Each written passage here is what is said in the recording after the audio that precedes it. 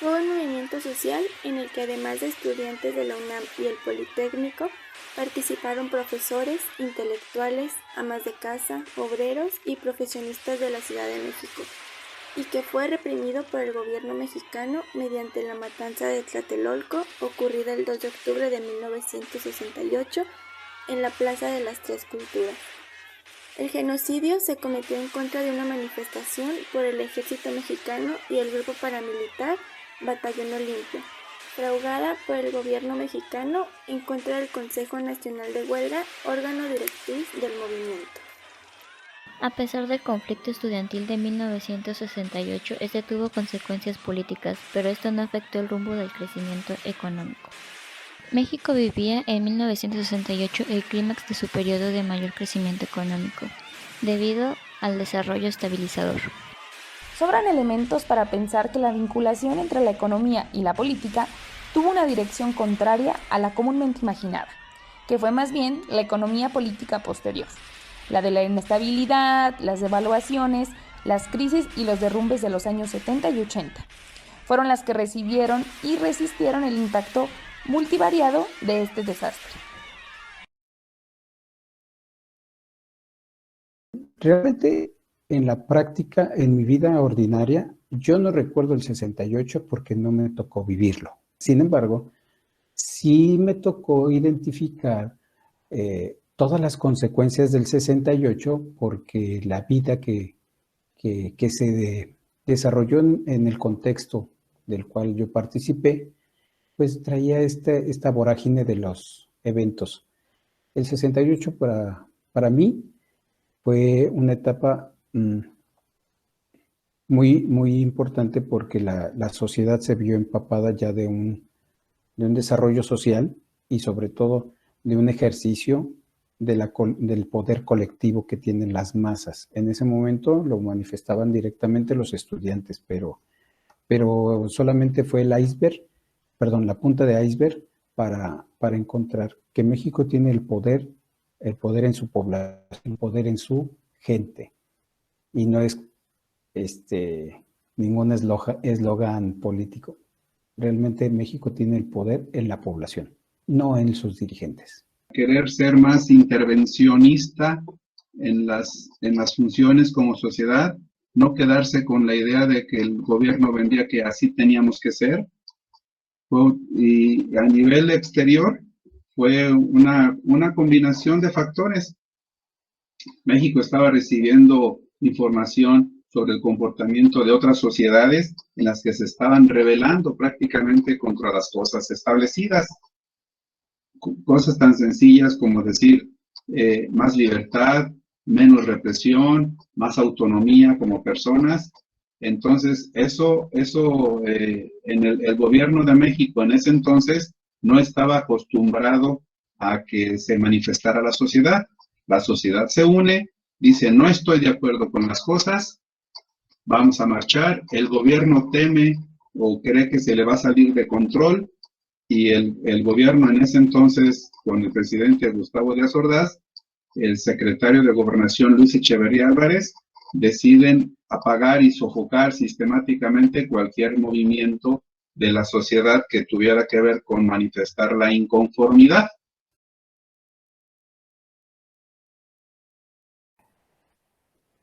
Si hoy en día surgiera un movimiento similar, tendrían que existir claridad de los ideales que se están exigiendo, porque los ideales que tenían en ese momento del 68 era lo que es libertad de pensamiento, querían que se les permitiera pensar libremente, que no existiera represión, porque el gobierno estaba presionando a los estudiantes mandando al ejército.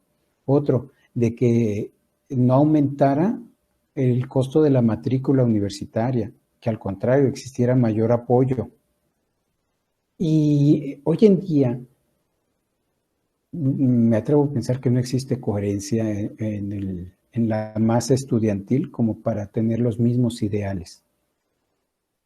Ha habido gran diversidad de pensamientos, sí, pero no existe intereses comunes, porque ya se ha entrado a una etapa del neoliberalismo, en el cual las personas son útiles en cuanto a la masa, pero no son útiles en cuanto al sujeto.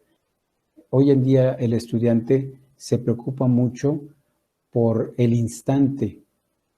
Por lo tanto, sería, creo, muy complicado que existiera un interés común. Han existido diversos movimientos que podrían asemejarse un poco. Pero lo curioso de estos movimientos actuales es que son efímeros. A ese nivel, pues ahorita es que el movimiento del 68 fue a nivel toda la sociedad unida. Toda la sociedad unida. Amas de casa, profesionistas, empresarios, trabajadores, todos estaban unidos. Ahorita no, ahorita ya creo que es muy diferente, está muy diversificado. Los espacios para manifestar la opinión están abiertos. Y ahorita tenemos marchas de feministas, marchas de transportistas, bloqueo de estudiantes de una escuela, bloqueo de trabajadores del gobierno, del sindicato X, y no creo que se vuelva a dar esa unión de la sociedad. ¿Por qué? Porque ahora cada sector de la sociedad tiene su espacio, sus intereses, y sale a manifestarse. Y el movimiento del 68 fue salir a manifestarnos todos como sociedad. Eso es muy valioso, una sociedad que quería apertura, quería diálogo, quería ser escuchada. Ahorita, por sectores de la sociedad, son escuchados y eligen su momento, y así tenemos la semana pasada que pasó la marcha del 8M, 8 de marzo, en los que no me toca juzgar ni cuestionar, pero no creo que muchas mujeres se sientan representadas por personas que vandalizan o que lastiman a otras mujeres. Hay muchos memes, muchas caricaturas, pros y contras. Si bien es cierto que hay muchas cosas que se tienen que mejorar como sociedad, ahorita cada sector de la sociedad se siente con espacio para manifestarlo. Por eso tenemos alternancia en el poder, por eso tenemos muchos partidos, muchas ideas, y tenemos en una ciudad unos toman una caseta, en otras hay una marcha, una manifestación, en unos hacen huelga de X, pero ya así como tal no creo que se vuelvan a repetir las condiciones. Es una sociedad que está creciendo, se tiene que mover, tiene que cambiarse, y ya cada actor de la sociedad, al ver lastimados sus intereses, luego sale a manifestarse. Y ahorita México, desafortunadamente, para ser escuchado muchas veces es a través de la manifestación. Hay que salir a mostrarle a la sociedad que no estamos de acuerdo, lastimando intereses de otras personas. Y así, tristemente los gobiernos esperan a que un sector se manifieste, bloqueando calles, haciendo pintas, para ser escuchados y entablar negociación. Siendo que primero una alternativa es que tienes inconformidad, acércate, abrimos la mesa de diálogo y intentamos resolver. Y no necesitar que te manifiestes. Seas enfermo, seas doctor, seas mujer, seas lo que seas, mejor ponernos a trabajar todos. Pero así están las condiciones, y ahorita cada sector de la sociedad se manifiesta cuando se ponen de acuerdo ellos mismos. Sí, la respuesta es tajante, sí. Si las nuevas generaciones no entienden el origen de lo que hoy son, es por desconocimiento, por falta de interés en aprender de su historia. La administración del presidente en turno, que era Gustavo Díaz Ordaz, manejaba un control absoluto de los medios de comunicación. Lo que el presidente decía era lo que se hacía. Y si en ese momento el presidente decía que no se debería de publicar, no debería de publicarse. Una de las razones es muy simple. El gobierno federal tenía el control, uno, de las concesiones de radio y televisión. Y dos, eran los que manejaban el papel que se les otorgaba a los diarios y revistas para la publicación. Entonces, Gustavo Díaz Ordaz se caracterizó por esta forma, no lo voy a decir de otra manera, retrógrada de controlar. Simplemente le cerraba las puertas y ya. Sin embargo, la gente sí se dio cuenta la población sí se dio cuenta de lo que estaba sucediendo, de lo que aconteció. ¿Por qué? Porque existieron muchos puntos de fuga en cuanto a la información que el gobierno quiso controlar. La población se enteró, pero se enteraba por el boca a boca. Los medios estaban censurados y hablaban muy poco del movimiento. De hecho, en su época, los periódicos como el Excelsior y compañía hablaban de que el número de personas afectadas no rebasaba, si no mal recuerdo, los 150 personas. Y en la marcha existieron muchísimo más de 150 personas. Muy pocos medios independientes lograron hacer publicaciones. De entrada, los que hicieron publicaciones con todo lo que aconteció fueron los periódicos de la universidad, que sería la Gaceta, y los periódicos internos del Instituto Politécnico Nacional. Los cambios que se dieron fueron muy curiosos. Venimos de una situación donde el auge económico está en crisis, desaparece la estabilidad económica, ¿sí? El desarrollo estabilizador se viene en crisis.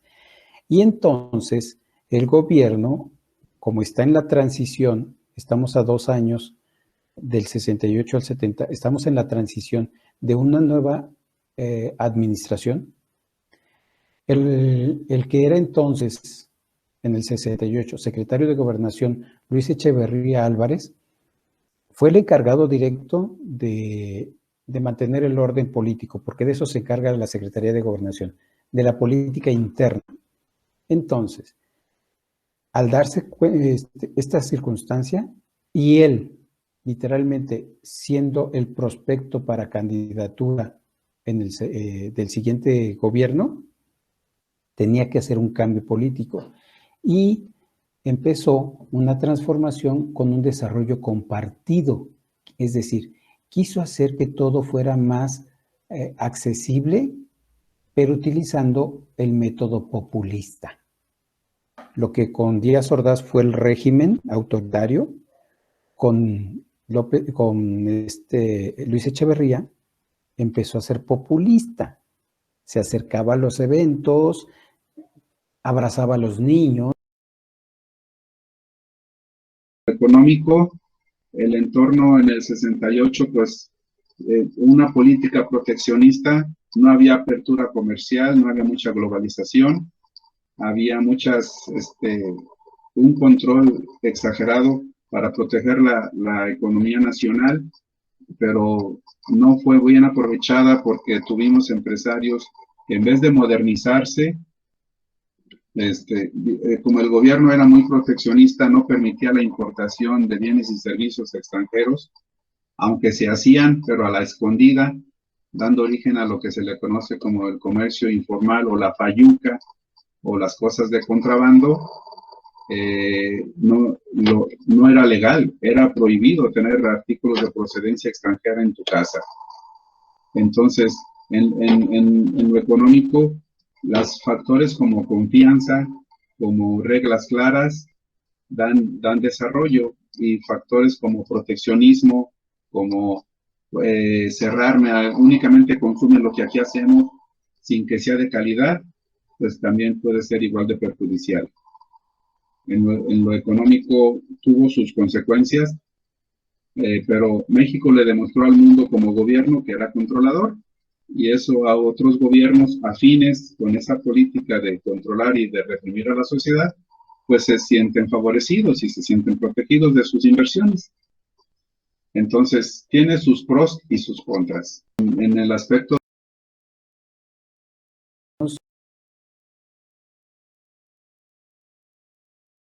sí hubo cambios.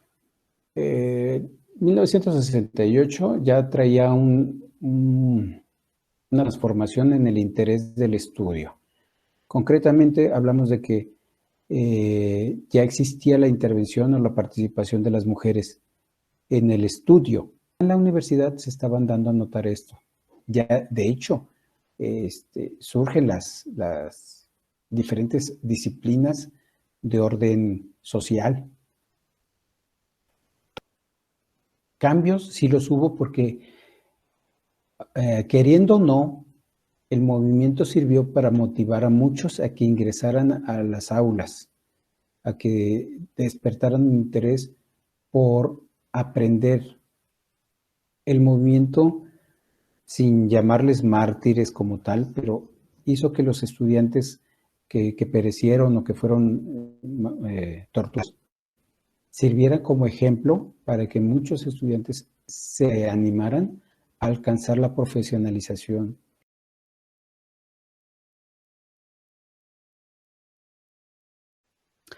Sí, sí, creo que sí. Creo que los estudiantes tienen un papel muy importante dentro de las decisiones políticas. Uno, porque están ejerciendo su derecho al voto. Dos, porque generan mayor análisis y crítica de las opciones que están presentándose.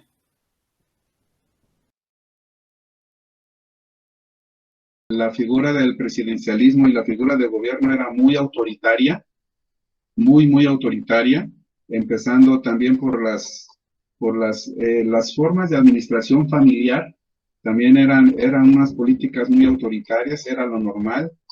No sé, los roles de los diferentes actores sociales eran también en esa misma línea. La voz de los maestros y de los padres era totalitaria. No había chance del diálogo, del buscar, del tú qué opinas, de intercambiemos opiniones para buscar otras alternativas de ser. Simplemente las cosas así y así. Un ambiente muy cerrado. No había ventanas de diálogo.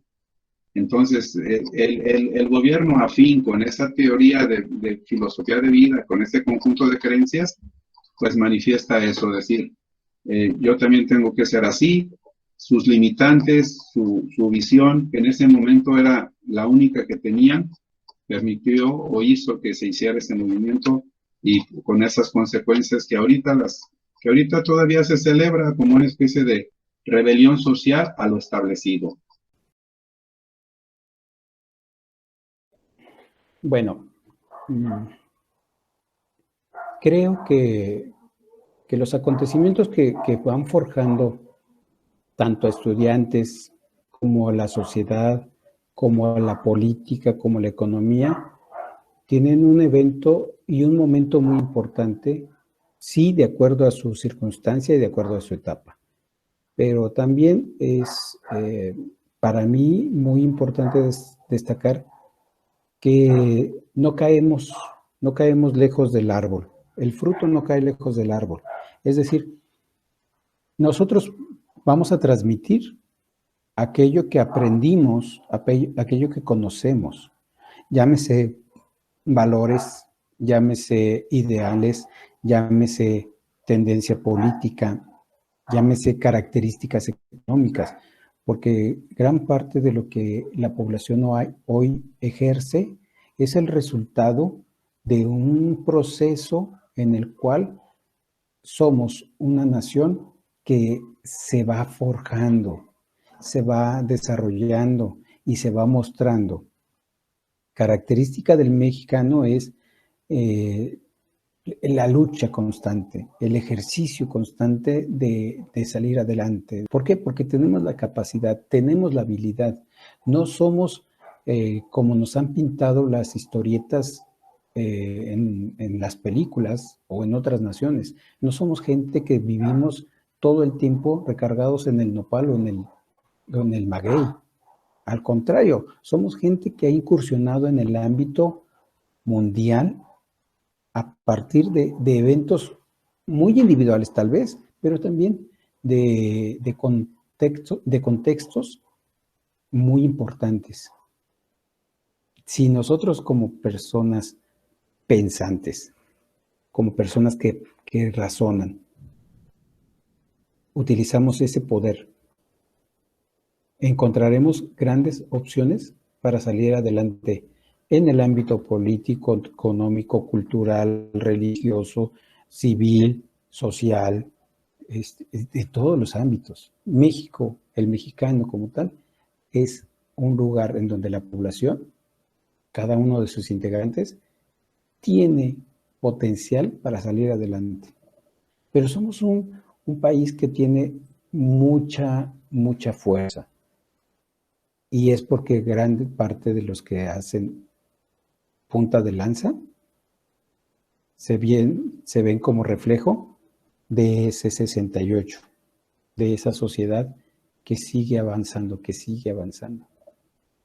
México es un país con promesa y los estudiantes no son el futuro, son el presente.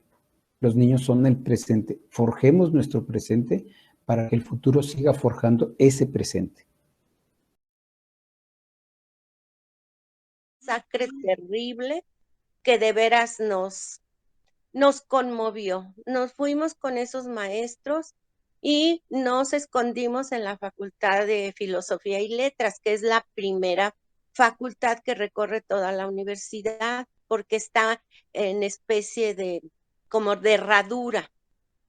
Entonces, pero vimos cuando llegamos que empezaron a llegar los tanques enviados por el presidente con la orden indiscutible de tirar a matar a cualquier soldado que viera maestros o estudiantes en cada facultad.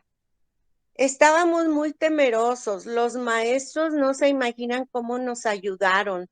Mi bebé, afortunadamente, yo le daba pecho y no tenía problema como para alimentarla. Y bueno, como en cada facultad hay una cafetería, nos procurábamos alimentos, pues chatarra, ¿verdad?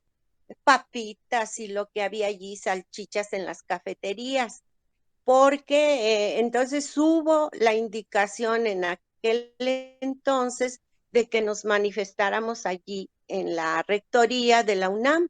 Y fue lo que la mayoría de nosotros hizo. Muchos alumnos fallecieron y después supimos, tengo un periódico ya muy viejito que ahorita estaba yo buscando porque ahí se ve claramente cómo sin causa y sin ningún motivo se llevaban a los muchachos, jovencitos de 18, 23 años.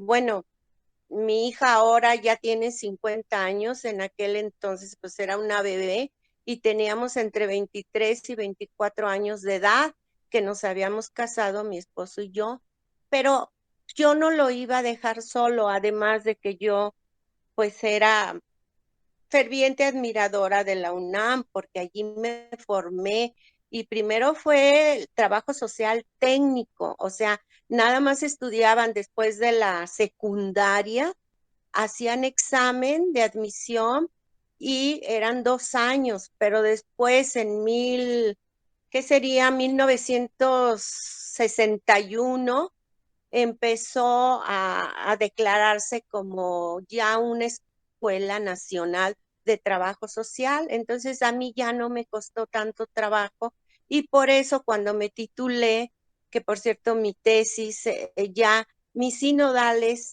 fueron los que me dieron el pase definitivo y es el título que tengo de la UNAM. Entonces, después de eso, nos fuimos con los maestros y ya era tarde, nos dieron ahí las 3 de la tarde y empezamos porque escuchamos, porque todo, ¿cómo les diré? Era como una pequeña colonia, la UNAM, y todos se comunicaban, no teníamos teléfono, pero como estaban cerca las facultades, entonces iban los alumnos y nos avisaban los acontecimientos. Entonces, cuando vimos que entraron todos los tanques, eran como 10 tanques, pero tanques en forma, en donde estaba el de adentro, estaba un soldado afuera vigilando y ellos tenían órdenes de matar. los maestros nos protegieron mucho porque pues nuestros maestros eran ya eran grandes, nosotros éramos unos jóvenes. Entonces ellos nos protegían y nos decían, para ilustrarlos más, cada facultad tenía su sala de exposición y de cine porque nos pasaban películas y esas salas estaban como de alto, una pequeña sala como cualquier cine de aquí, pero muy pequeño. Entonces, los maestros que nos escondiéramos detrás de la pantalla para que no nos encontraran y así le hicimos. Pero ahí nos dieron, pues estuvimos desde como la 1 de la tarde que llegamos, estuvimos todo el día, nos alimentábamos con lo que robábamos así prácticamente de las cafeterías y ahí no, porque todos los pero indicación de que si veían algún estudiante o maestro, tiraban a matar. Cuando nos fuimos a Ciudad Universitaria, pasamos por San Cosme, porque en una avenida hay un camión que va directo, de ahí de San Cosme sale y va directo a Ciudad Universitaria. Bueno, iba directo porque pues ahora, hace muchos años, tengo aquí 50 años en Guadalajara. Entonces era muy evidente que no podíamos tomar cualquier camión. Cuando íbamos por la avenida de San Cosme, nos tropezábamos con los muertos, con jóvenes muertos, porque muchos estudiantes se quisieron esconder en la Prepa 6 que está en San Cosme de la UNAM, que lo recuerdo y me duele. Esto nos dio mucho aprendizaje, porque pues mi hija, que ahora tiene 50 años, mi esposo y yo hicimos un trato y dijimos que ninguno de nuestros hijos iba a estar sin estudiar. Creo que fue el aprendizaje que tuvimos. Y efectivamente, tuvimos después 4 hijos y cada uno de ellos tiene su profesión. Tengo una antropóloga social, una ingeniera civil, un ingeniero en sistemas y un abogado, que es el más chico. Entonces fue un sufrimiento tan tremendo que me dijo mi esposo, pues yo me voy a Ciudad Universitaria, y yo le dije, yo me voy contigo. Y como íbamos con unos maestros, los maestros nos dijeron, vénganse con nosotros. Ahí nos estuvimos toda la tarde, llegamos, les vuelvo a repetir, como a la 1 de la tarde. Estuvimos todo ese día y ya como a las 7 de la noche empezamos a oír mucho ruido allí en Ciudad Universitaria. No sé si conozcan, pero en Rectoría es muy famoso porque inclusive siendo estudiantes, cuando no comíamos porque no nos alcanzaba el tiempo, pues ya teníamos clases. Entonces había locales donde vendían pollos rostizados y lonches, como les llamábamos nosotros, tortas, y nos alimentábamos ahí. Entonces nos fuimos directo a donde vendían todo, estaba vacío porque ya habían dado la indicación de que se desocupara todo Ciudad Universitaria y nos trajimos la mayor parte de la comida. Afortunadamente, pues mi bebé yo la mantenía alimentando con pecho. Entonces ella nunca padeció y los maestros y nuestros compañeros de aquel entonces que jamás volvimos a ver, ellos nos ayudaban, cargaban a la niña mientras dormitábamos unos a otros porque pues siempre estábamos con miedo hasta que se reunieron de allí todos los estudiantes de toda la universidad y de todas las escuelas prevocacionales, inclusive hubo estudiantes del Politécnico, porque allí en Ciudad Universitaria está un estadio muy grande en donde anteriormente había partidos de fútbol americano y siempre la rencilla, ¿verdad? Y la disputa de ganarse pues la copa y eran de Politécnico y de la universidad, pero el Poli no tenía esas instalaciones que teníamos nosotros en la UNAM. Bueno, Entonces ya nos quedamos y nos dijeron los maestros, no se van a ir porque mi esposo quería que me fuera con la niña. Todavía había un camión y ya andaban recorriendo cada facultad para sacar a los estudiantes que estaban en ese momento y llevarnos, por lo menos sacarnos de ahí porque salían del Monumento a la Revolución. Entonces, pero yo no quise abandonar a mi esposo y él me decía, es que yo no te voy a sacrificar y menos a la niña.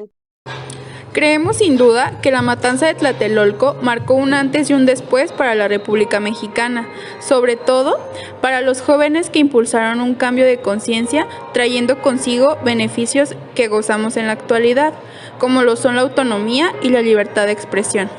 Como jóvenes estudiantes debemos de comprometernos con nuestra educación y principios, legados de nuestros antepasados.